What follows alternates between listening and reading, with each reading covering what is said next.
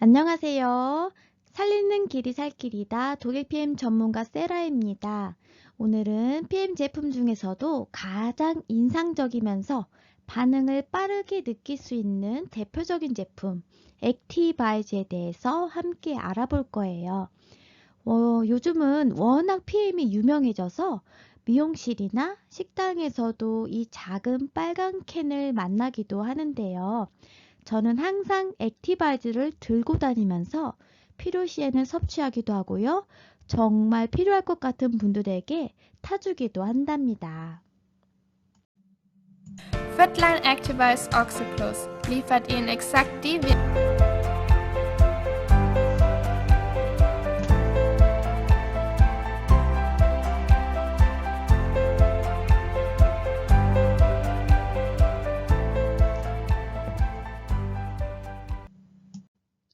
영상 잘 보셨나요? 빨간 캔 안에는 아주 미세한 분말이 들어있어요. 여기에 물을 조금 추가해서 잘 저어주면 곱디고 온 빨간 빛깔에 새콤달콤하면서 오미자처럼 여러 가지 맛이 나는 주스가 바로 액티바이즈입니다.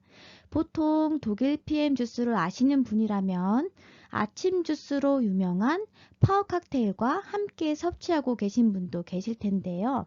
이번 영상에서는 이 액티바이즈의 놀라운 효능에 대해서 다룰 것입니다. PM 제품에 대해서 꾸준한 건강 정보를 얻기 원하시는 분은 구독과 좋아요 꾹 눌러주시고요. 끝까지 시청해 주시기 바라요.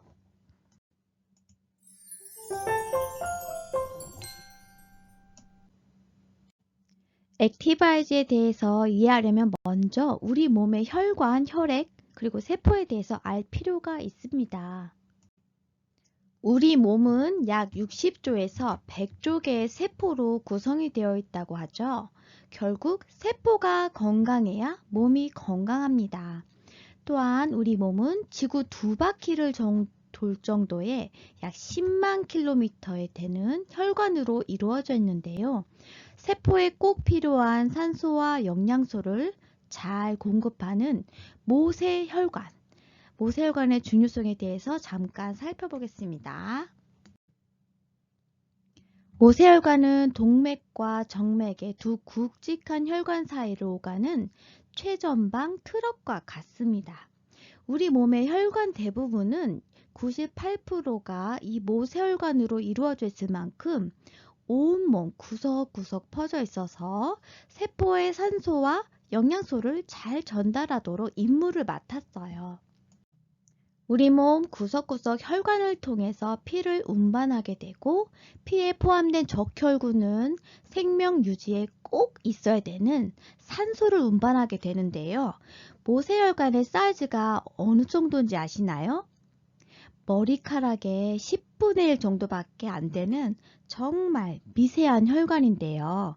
보시다시피 적혈구는 이 모세혈관을 간신히 통과할 만한 사이즈입니다. 이 적혈구가 활발하게 산소를 공급해야 세포도 건강하겠죠. 모세혈관을 통해서 이 산소와 영양소가 공급이 되는데요. 그 외에도 호르몬이나 면역 물질도 이 세포에 필요한 여러 좋은 것들을 전달하게 됩니다. 게다가 좋은 물질을 배달한 후에는 이산화탄소나 또 노폐물 같은 나쁜 물질을 빼내줘야 되잖아요. 그 나쁜 물질까지 잘 배출하는 건 역시 바로 이 모세혈관의 일입니다. 모세혈관 너무너무 중요하죠? 잠시 숨을 한번 참아볼까요? 자, 몇 초만 참아도 얼굴이 붉어지고 산소 공급이 잠시만 안 돼도 힘들죠. 큰 문제가 올 수 있다는 것을 여러분 모두가 아실 거예요. 산소가 세포로 100% 다 전달되면 다행이지만 그렇지 못할 때도 많습니다. 산소는 물론이고요. 세포에 필요한 좋은 영양소도 전달이 돼야 하지만 이 또한 전달이 안 될 때도 있어요. 이럴 때 우리는 어지럽기도 하고 무기력해지기도 하고 세포가 제 기능을 못하면서 여러 가지 힘든 것들을 경험하게 되는 거랍니다. 재밌는 예를 들어볼게요. 고속도로만 잘 뚫려 있으면 택배가 집에까지 오나요? 아니죠. 바로 이 골목길도 잘 뚫려 있어야 집 앞까지 안전하게 택배가 잘 도착하는 것처럼 이 모세혈관이 막히지 않고 원활하게 잘 뚫려 있어야 세포가 건강하답니다. 이게 잘 안 뚫려 있어서 택배가 도착을 안 하면 산소도 부족해지고 영양소도 부족해지고 또 면역 물질이나 여러 가지 좋은 호르몬도 전달이 안 되면서 세포는 살려주세요 하면서 아프다고 신호를 보내게 되는 거예요. 여러분 택배 기다리고 있는데 안 오면 어때요? 짜증나죠. 그래서 몸이 자꾸 짜증이 난다는 것은 바로 이런 작용들이 잘 안 되고 있다는 것을 알려주는 겁니다. 모세혈관과 혈액순환의 중요성 이제 확실히 아시겠죠? 혈관이 좋지 않거나 혈액에 산소가 부족하거나 피가 너무 끈적끈적해지는 등 혈액순환에 장애가 오기 시작하면요. 쥐도 나고 머리도 아프고 가슴도 답답하고 혈압도 오르고 이런 여러 증상들이 오게 되는데요. 자, 혈액순환은 건강의 기본 조건이라 할 수 있겠습니다.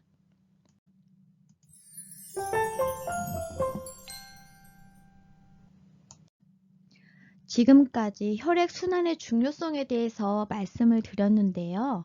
이렇게 액티바이즈는 혈액순환 개선과 산소 공급에 도움이 되는 비타민 B군 또 8가지 복합체와 성분들로 최적의 비율로 배합되어 있고요. 또 특별히 NTC라는 공법을 통해서 세포로 빠르게 흡수된다는 장점을 가지고 있습니다. 분말 형태를 물과 함께 섞어서 주스 형태로 드시잖아요. 그래서 흡수도 빠르고 또 물을 잘 안 드셔서 피가 끈적이거나 순환이 안 되는 분들도 많으실 텐데요. 이렇게 자연스럽게 수분 보충을 하면서 혈액순환을 돕기도 합니다. 그리고 시너지 효과를 일으키는 성분 배합으로 액티바이즈에 포함되어 있는 핵심 원료인 과라나와 비트 뿌리가 또 큰 역할을 하죠. 딱 봐도 붉은색인 걸 보니 어디에 좋을까요? 맞습니다. 혈액순환에 도움이 되겠죠. 비트는 ABC 주스라고도 많이 알려진 그 피를 맑게 하는 주스의 원료로도 알려져 있습니다. 제가 많은 사전들과 자료들을 찾아본 결과 그 비트 뿌리의 효능이 참 많이 있는데요. 첫 번째로 소개해드릴 비트의 효능은 나쁜 콜레스테롤을 낮춰주고 또 질산염 성분이 들어있어서 산화질소가 생성되도록 도와주다 보니까 혈압을 조절하는 데 도움이 된다는 점입니다. 두 번째 비트 뿌리 효능은요. 비트 뿌리에 함유되어 있는 알파리포산이라는 항산화 성분이 있어요. 그래서 관절염이나 염증을 낮춰주고 혈당의 균형을 유지하는 데 도움을 준다고 합니다. 일반적으로 항산화제라는 것들은요. 염증을 줄이고 유해산소로부터 세포를 보호하는 데 꼭 필요해요. 그래서 의학 연구에 따르면 알파리포산은요, 신체가 인슐린 민감성을 높이도록 도와주어서 이 당이 있는 분들, 당을 조절하는 데도 도움이 되는 것으로 알려져 있습니다. 또한 철분이 있으니 빈혈에도 도움이 될 것이고요.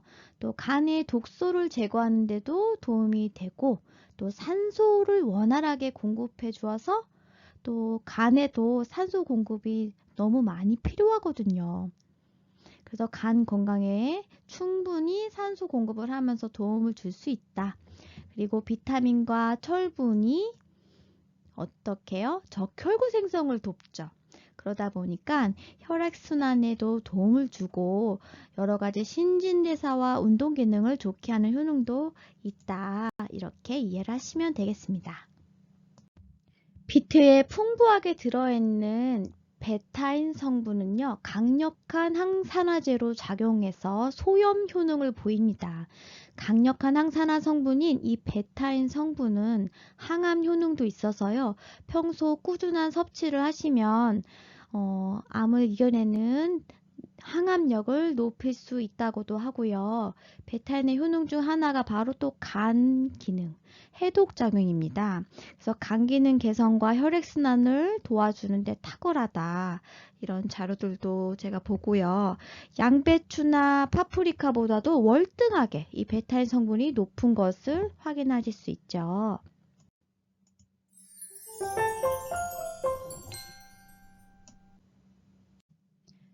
천연 자양강장제라고 알려진 브라질 열매 과라날은요, 브라질의 인삼이라는 별명에 어울리게 피로를 회복하고 운동 능력을 향상시키고 두뇌 활동을 개선하는 등의 효과가 있습니다.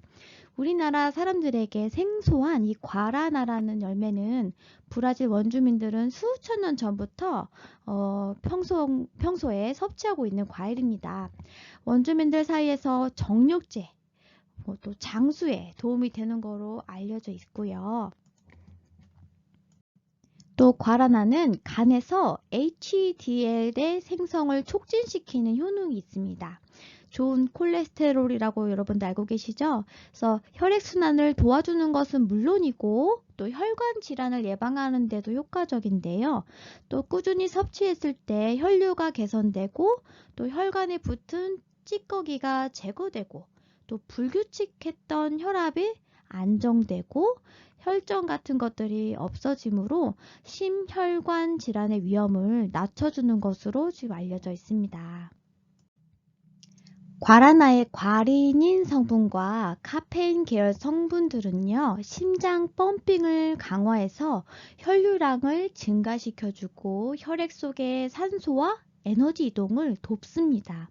특별히 과라나 씨앗은 커피 콩보다 4배 정도 많은 천연 카페인을 함유하고 있는데요. 뇌를 자극을 해서 혈액순환을 돕고 아드레날린 분비를 증가시켜주고 또 집중력이 향상되면서 약간의 각성 효과를 얻을 수가 있는데 순간적이고 격렬한 운동이 조금 더 수월하고 가능할 수 있게 도와주는 효과도 있고요. 천연 카페인 성분은 지방 분해 속도를 또 빠르게 해주는 장점이 있어요. 그러면서도 운동 효과를 높여주는 효과가 있고 또 몸의 노폐물을 제거하는 효과가 있어서 다이어트에도 좋다고 지금 알려져 있습니다. 하지만 여기서 질문이요. 아니, 카페인이 좋은 점도 알겠고 과라나가 에너지에 좋은 것도 알겠는데요. 그러면 어린이와 임산부는 먹어도 되나요? 혹시 해로운 건 아닌가요? 이제 질문하시는 분들도 계실 거예요. 게다가 우리가 일반적으로 알고 있는 카페인은 많이 먹거나 잘못 먹으면 문제가 있거나 혹 어린이 성장에도 지장을 줄 수 있다 이렇게 얘기하는 분도 계시잖아요. 그에 앞서 일반적인 카페인의 특징을 알려드릴게요. 우리 몸이 무리하거나 쉼이 필요할 때 아데노신이 수용체와 결합을 하면서 졸립거나 나른하면서 휴식을 취하게 되는데요. 카페인이 아데노신과 유사한 구조를 갖고 있는 부분이 있어서요. 우리가 커피를 섭취하게 되면 카페인이 아데노신 수용체와 딱 결합을 하게 됩니다. 그러면 아데노신인 줄 알고 카페인과 결합을 했는데 릴렉스가 되어야 할 그 신경세포가 반짝반짝 활발히 활동을 하게 되는 것이지요. 카페인은 신경 전달 물질 중 하나인 도파민 분비량도 늘립니다. 그래서 도파민은 필로폰과 같은 마약처럼 신경을 자극하는 물질이기도 한데 따라서 이 카페인은 이 수용체가 아데노신과 결합을 하지 못하도록 해서 졸린데 졸음을 느끼지 못하도록 하고 신경을 깨워서 우리 몸을 각성시키게 되는 거예요. 그렇다면 액티바이즈에 있는 카페인은 뭐가 다를까요? 사실 저도 커피를 마시면 잠을 못 자는 카페인 민감성 체질인데요. 액티바이즈의 경우는 좀 다릅니다. 일반적으로 알고 있는 카페인, 커피나 콜라 등에 있는 카페인은요, 비결합형 카페인이고 일시적으로 확 올라가서 에너지 유지율도 짧고 금방 소변으로 배출됩니다. 반면 과란화에 있는 결합 카페인은요, 말 그대로 이미 식물 화합물, 폴리페놀 성분과 결합이 되어 있어서 아데노신 수용체와 결합할 필요가 없기 때문에 뇌에서 그런 각성 효과가 일어나지 않고요. 결합 카페인은 특징이 서서히 증가해서 또 천천히 빠져나가는, 그래서 에너지 주성률과 효과가 더 오래 간다는 특징이 있습니다. 성인 하루 카페인 권장량인 400mg을 고려한다면 액티바이즈에는 아주 소량이 포함되어 있습니다. 안전한 카페인 섭취 기준은 성인의 경우 1일 400mg 정도인데요. 임산부는 300mg 이하, 소아 청소년의 경우는 kg당 2.5mg 이하라고 보시면 돼요. 근데 1일 3스푼 기준으로 했을 때 카페인 30mg이 포함되어 있는 것을 보았을 때는요, 보통 커피 한 잔이 카페인 135mg보다도 훨씬 적게 들어있어요. 그래서 하루 3번 정도 드신다 하더라도 100mg이 되지 않는 그런 양이라는 점, 그리고 결합형 카페인이라서 조금 더 안전하게 에너지를 업 시킬 수 있고 몸에서 대사를 촉진시켜 준다는 점을 기억하시면 좋겠고요. 저희 아들은 개인적으로 7살 때부터 지금 꾸준히 섭취를 하고 있는데 본인이 아침과 낮에 또 수시로 타서 먹을 정도로 이제는 굉장히 많이 익숙해지고 좋아해요. 근데 크게 문제 없고 오히려 면역력도 도움을 받고 있다는 것은 참고하시면 좋겠고요. 카페인은 커피뿐만 아니라 청소년들이 좋아하는 콜라나 초콜릿 그리고 에너지 드링크에도 광범위하게 함유되어 있어요. 그래서 공부하는 자녀분들이 있으시다면 공부할 때 일반 커피나 에너지 드링크, 카페인 음료보다는 안전한 액티바이즈를 추천드리고 싶습니다. 그리고 집중력에도 정말 도움이 많이 되고요. 가만히 앉아서 공부를 하다 보면 어때요? 다리 쪽이나 머리 쪽으로나 이게 순환이 잘 안 되는 경험들을 하실 텐데 이때 우리 학생들에게 한번 액티바이즈를 한번 타서 줘보시기 바랍니다. 가공식품보다 훨씬 좋습니다.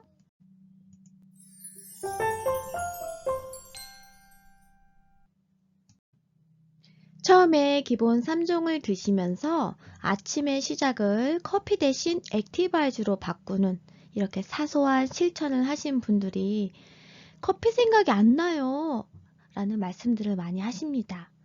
나는 그래도 꼭 커피를 먹어야겠어 라고 하시는 분들도 계시겠지만 저라면 좀 더 건강한 삶을 위해서 커피보다는 액티바이즈와 파워 칵테일 또는 따뜻한 물로 시작하는 것을 추천드리고 싶고요. 카페인에 민감하신 분들은 저녁 때 섭취하는 것은 가급적 피해 주시고 활동하는 아침과 낮 위주로 본인의 컨디션에 맞게 서서히 양을 조절하시는 걸 추천드립니다. 어느 정도 몸이 적응하신 분들은요, 조금 늦게 드셔도 크게 영향이 없기도 하세요. 저도 처음엔 저녁에 액티바지를 마시면 잠이 안 오고 했었는데 지금은 몸의 밸런스가 맞고 적응이 되니까 저녁에 마셔도 잠을 잘 잡니다. 중요한 건요, 본인 컨디션을 보시면서 하시되 민감하신 분들은 전문가와 상담을 하시면서 드시는 것이 좋을 것 같다는 거고요. 믿고 드시는 거랑 의심하면서 이거 나한테 나쁜 거 아니야 하면서 드시는 거랑은 효과가 딱 차이가 있습니다. 그래서 기왕이면 전문가와 상담하시면서 믿고 드시길 바라고요. 액티바이즈는 액티바이즈라는 단어 자체가 에너지 활성화를 떠올릴 수가 있어요.